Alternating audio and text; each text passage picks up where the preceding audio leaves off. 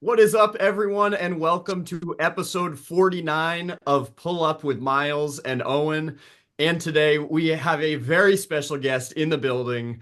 She plays for the Los Angeles Sparks and will be one of the inaugural members of Unrivaled, playing for the Vinyl Basketball Club, which is my favorite name of all the 16 names.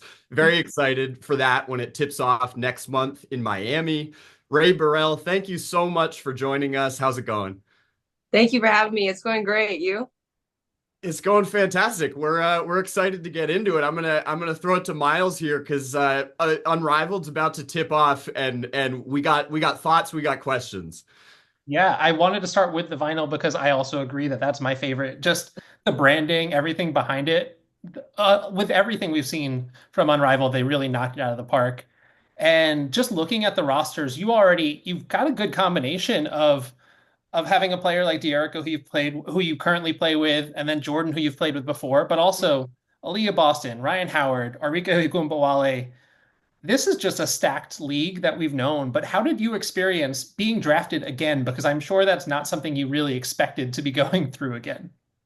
Yeah, I mean it was fun. It's exciting, honestly. I mean, I like a surprise. So I was excited just to see where I ended up and who I ended up with as well, and who my coach was and who my teammates were. So I mean, it was just an exciting process once again, just trying to figure out how everything's gonna play out. And Speaking about Teaspoon, I was just going to follow up on that because you said find out who your coach was, and you have Teaspoon, who's probably the biggest name of that coaching pool. Did you have any interactions with her last year? Have you spoken to her since the Unrivaled draft, or is this going to be something next month when you kind of just hit the ground running? Yeah, I didn't really have any interactions with her prior to like being drafted to that team, but she did reach out after I got drafted, and we've made a group message too. So we've been all kind of talking in the group message and everything. But yeah, Miami will be like the first time I'm like really like around her and like get to learn more about her. I saw one of the I think this was like an NBA team social team did the like who's most active in the group chat. Has it even had a chance to pop off yet, or is that going to be like next month? Like who's talking? I mean, it's popped off a little bit. Teaspoon has an Android, so we kind of No. we talked about that a little bit. I didn't know if I could send emojis or not, so like we kind of laughed about that and like had a conversation around that. So that's kind of what kind of has popped off so far with the with the group chat. That's We're both fantastic. we're both in New York, so obviously Teaspoon with so much of her career with the Liberty, it was such an interesting thing last year when she came to do pregame or something like that, and she was just I know it wasn't MSG, she was at Barclays, but she's like New York is my home. She was just having such a good time, and then as she would leave the pressers, she would just say Liberty for life and thank us all for being there, and it was just like her energy is so infectious. So I am already jealous that you're going to get to spend so much time with her because she's just the best.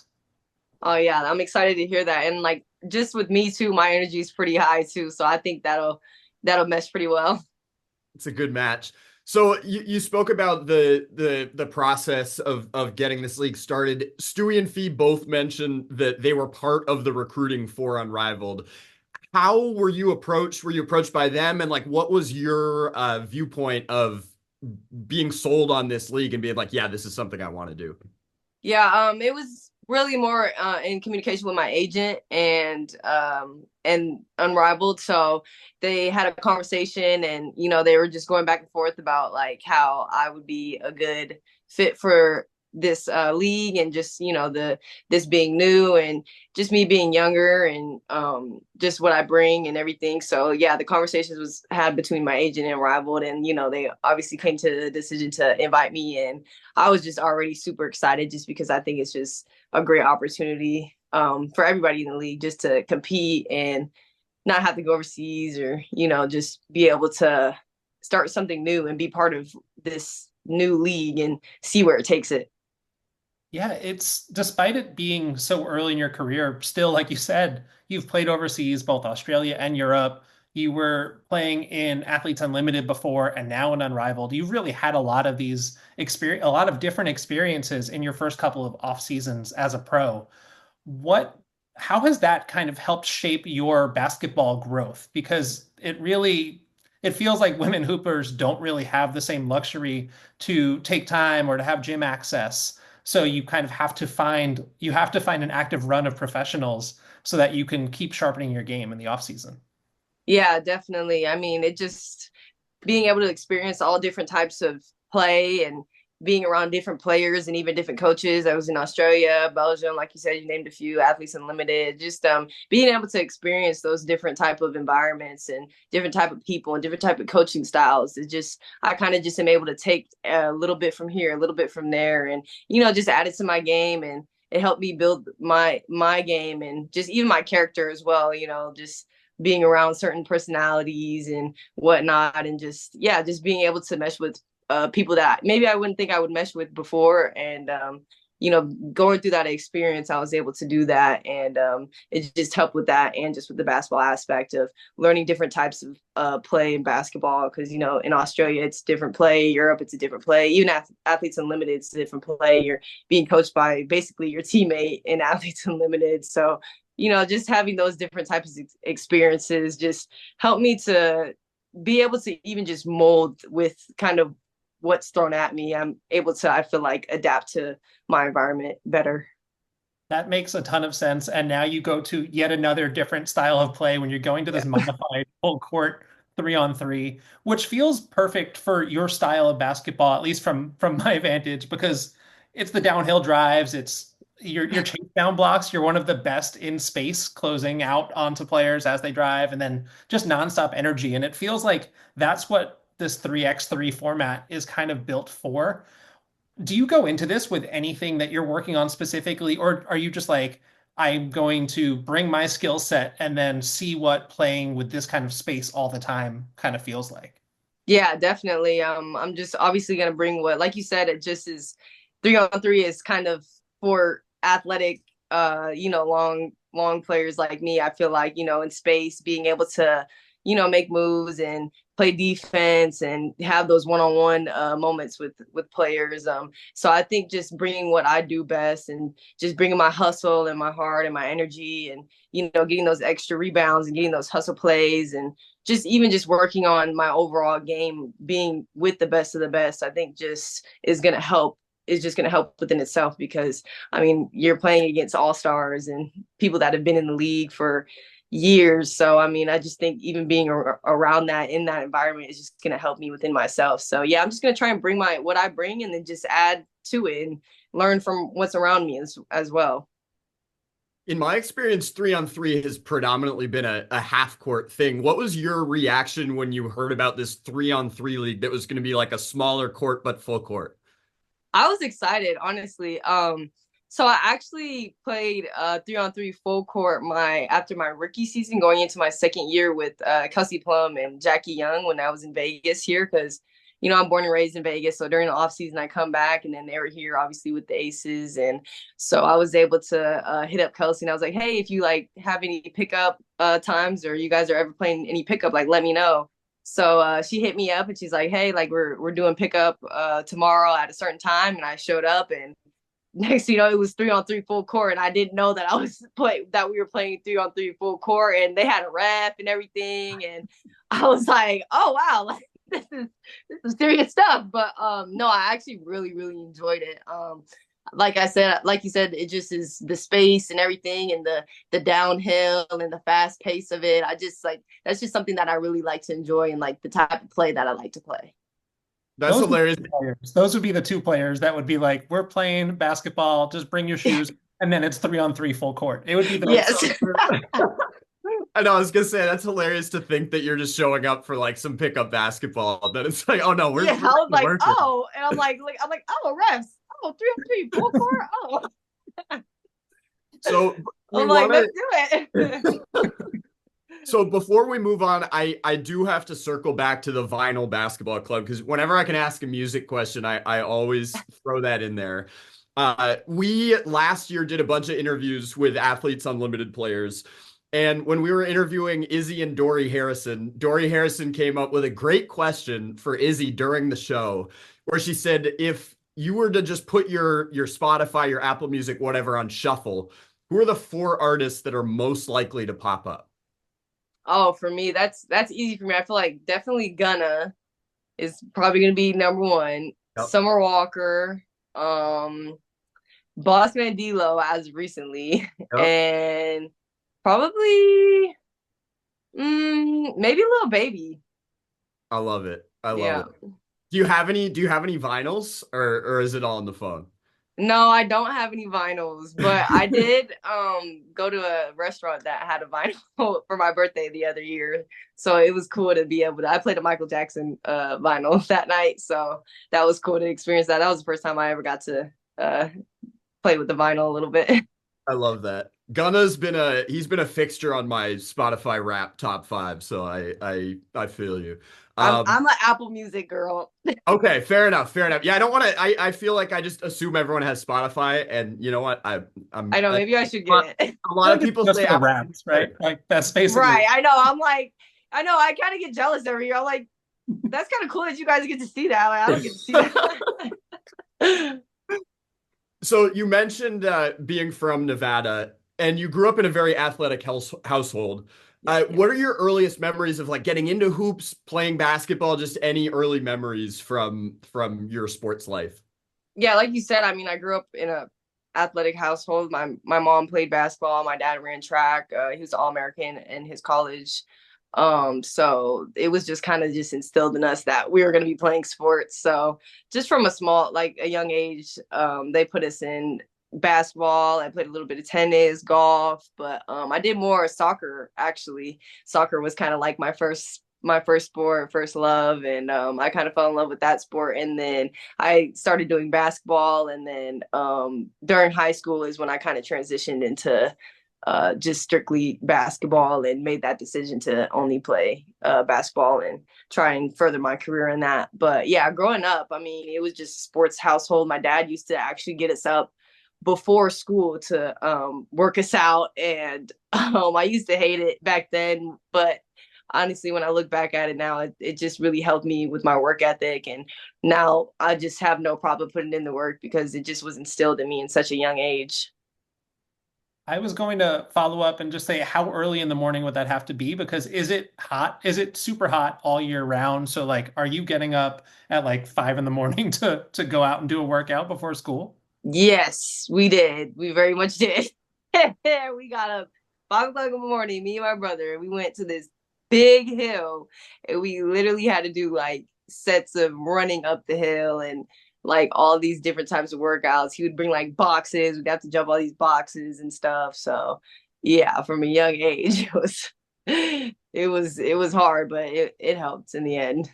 That These are the got you moments ready that for, yeah, These got are you the ready for moments that full court remind me press. why I'm not a professional athlete, among many other reasons. I'm like, I struggle just to make it to school on time, like with nothing Right. before. We always had here in New York, half court basketball was such a big thing because it was just you'd go to the park and you just call next and just that was the whole culture here. Hmm. Because it's hot probably at 5 in the morning there, was there an outdoor, just kind of a neighborhood basketball culture? Was it more just like AAU setups where there were gyms? How did you kind of find new people to play with and kind of find your people outside of organized through school? Yeah, we did like rec leagues and boys and girls clubs. We did the boys and girls club where you could just go and get signed up. My parents actually signed up as the coaches one year, and it was funny because they were the only coaches that would press the other teams like the whole game. So we were like 7 year olds, 6 years old, 7 years old pressing these teams the whole game, and the other teams like parents used to get so mad because like we'd be blowing the team out, and like they'd be like scouting the best players and like in the gym and stuff, and like be recruiting them onto the team and everything. So like it was really fun. And I met some really great people while doing that, and still talk to some of them until this day because of that. I love the thought of like your team running like ATOs against other 6-year-olds. Like, let's No, go. There's someone learning how to like tie their shoe in the corner, and you guys are yes, pressing the rest of the squad. that's exactly what it was like. And we was on carpet courts too. Wow. Yeah. Unreal.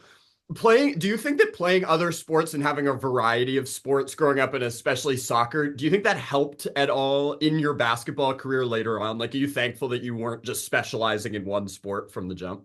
Oh yeah, definitely. It just like even just like with footwork with soccer, like we were always in practice, like doing ladders and just your stamina as well, always running. So like whenever I would be playing soccer and then, I'd be signed up for the rec leagues and stuff for basketball. So I would go from soccer to basketball and I would just be running down and back the court. And I used to just be the fastest one on the court. And my stamina was so good because of soccer and even just like my vision because of soccer. Like, you have to have good vision on the field and know what's going on around you and see who's open. So I think that also even just helped me with basketball with, my assists and everything, being able to see the court and analyze what's going on. So yeah, I just feel like soccer definitely helped with that. And then just on top of that, like since I started so late into basketball, I feel like I'm still early, still even to this day, like with basketball. So it's like I don't feel like I have that burnout that, some people can get maybe when they're playing, like since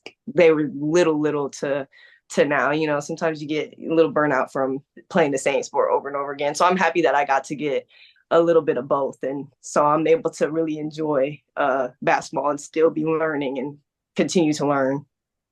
Were But you were you a fan of basketball growing up?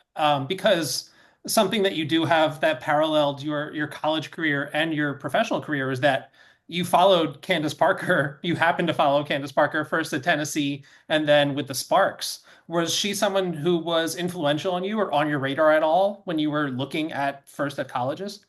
Yeah, definitely. I mean, like I said, I grew up playing soccer, so I was always watching soccer and stuff. But like once I did go into basketball, that was like the first person that I actually learned about was Candace Parker and, just everything that she's done and her being at Tennessee and the legacy of that. And then I obviously learned about Pat Summitt because I mean, just her legacy with Tennessee and then me going there. I learned all about that. So yeah, that was definitely one a player that I looked up to when I was growing up. Did you have a moment with her while as a pro? Because I know that, she was in and out of the lineup a little bit back in 20, I don't even know what year it is, back in 2023. Mhm. Were you able to have a moment with her while you were both on the court together? Yeah, definitely. I played against her, I think actually only one time because I was a rookie and we played Chicago, I think our second game. And I only played 3 games my rookie season because of my knee injury. So I actually got a steal on her. I actually got a steal on her. Somebody was trying to, I think, get a pass into the post, and I was able to come in and swoop it out. So yeah, that was kind of like my moment with Candace on the court. But she reached out to me when I was at Tennessee, so we would talk at Tennessee, and even when I had my knee injury at Tennessee, she was a person that I went to for advice on how I should go about my injury. I feel like Having, having a every Candace Parker anecdote, moment. what'd you say, Miles? I was just gonna say, having a Candace Parker moment where you get the best of her is not something that a lot of people can say I in the WNBA. You should have just retired right on the spot. Like it's just that how could I top Right, that? and it was like right when I got subbed in too, like first like time on the court, like subbed in and everything. Like, That's incredible. You mentioned Pat Summitt and just the history of that program. What are some of your memories of maybe soaking up some of that history or being a part of that history? Like was it ever present in your mind just how iconic Tennessee women's basketball is? yeah, definitely. I mean, they have Pat's statue right outside the gym, so you walk by it every day and you see her, and they make sure to, reinstill that legacy that she did leave behind because she built up what Tennessee is today. So they always made sure to bring up Pat, and we had our Pat Summit week where we wear our purple jerseys and stuff. So we was always talking about Pat and just remembering everything that she did and all the great things that she was able to even teach everybody. And like we got some of those lessons that Pat passed down to the coaches and the players. Like she was always like one of those lessons where she just was always nice to every single person. Didn't matter if it was the janitor, didn't matter who it was. She always made sure to go out her way to say hi and just make sure that person felt seen. So just like little stuff like that I got to learn about Pat that I just think is like very special. And I try to even just follow that as well. That's so cool. I feel like the common theme in both anecdotes about Pat and Candace Parker that you hear is just like so supportive and warm. In every like Mhm. everyone just had glowing things to say about them. So to be able to be a part of that history is so special. Yes. I had to go back to Nevada for a second because we were talking about the soccer, but I got to ask you, what's the key to the high jump? Like, you got any tips for the high jump? Like, what was the key to your high jump success? I literally just did it for fun my senior year. I was like, I just want to like try it. And my dad ran track too, so I was like, why not just, try it my last year. I didn't have nothing but time. Our season had just I think yeah, our season had just ended with basketball. So I was like, I might as well just try it. And I kind of just winged it. I didn't really have any experience with it. I just kind of based it off of what I see people on TV doing at the Olympics and everything. And also another thing that I liked is I only had to be at the track meets for that, and then I got to leave right after that. Like I didn't have to be there all day or at practice all day. Like I was only there for like 30 minutes, and then I had to leave. That's huge. That's the underrated part of the high school sports experience. It's like you sometimes it just eliminates your social life with the grind. Like I'd have friends who'd play football and they got two a days in the summer. It's like if you can Right. do a sport and get all the good stuff from that and then also like have a life, that's key. Exactly. And you also set the mark for the best high jump that year by a Nevada Mhm. athlete. So like you're brand new to that sport and you're just like, all right, let me dip in here, figure out what I'm doing, set a It's a record, flex. and then dip out. Like that's Yeah, that's aspirational. Those are my goals for anything. basically. All right. Well, before we get you out of here, one final question. We talked a little bit about the music. If Summer Walker isn't playing on the speakers, what are some of the things you like to do to decompress just in your off time away from sports? Like what are some of your favorite hobbies? Oh yeah, my favorite hobby. I've actually picked this up recently within the last few months. I started doing this after the season ended. I just go to the park and I journal, and I just feel like that really is just something that, just decompresses me and lets me like sit with what's going on and just brings me back to earth a little bit, because it's so easy to be wrapped up in like your social media and everything. So just having the time to be able to do that. And then like in Nevada, like we have like amazing parks. Like in Las Vegas, we have like the prettiest parks, and anybody that follows me on Instagram will see like I post it like almost every day, me at the park. So yeah, that's just something that I like definitely use to decompress and just get my thoughts out on paper and just yeah, clear my mind. I love that. That's every episode. I feel like we're taking advice from people, and that's something that I always say that I need to do more of is journal because first of all, I have a terrible memory, but second of all, it's a really healthy way to decompress and kind of Yes. reset yourself. So that's a Yes, I definitely 10 out of 10 recommend. awesome. Rae, thank you so much. This was a really fun conversation. We are looking forward to seeing you next month in Unrivaled, and just I can't believe that it's already going to be 2025.